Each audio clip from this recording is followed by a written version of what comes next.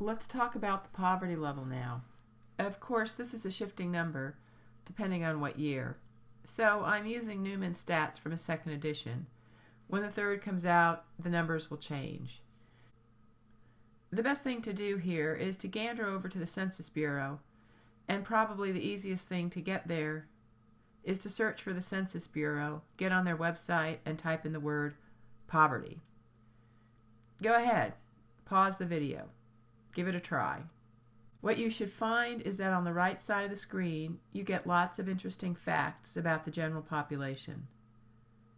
As I write this in 2016, the median household income is $53,482. The number of the individuals below the poverty level is 15.6%.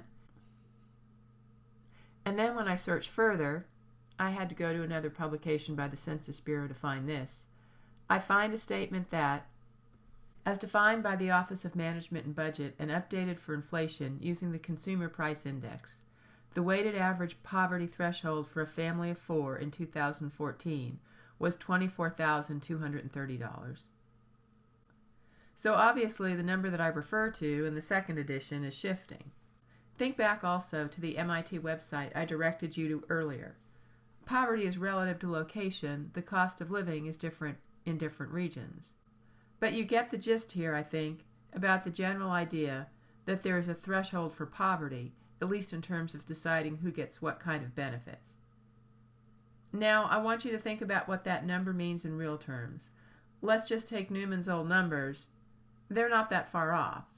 If the official poverty line for a family of 4 is $22,162, and affordable housing is calculated at 30%, that would mean it would be $554 a month allotted for housing. Now remember, that's housing for 4 people.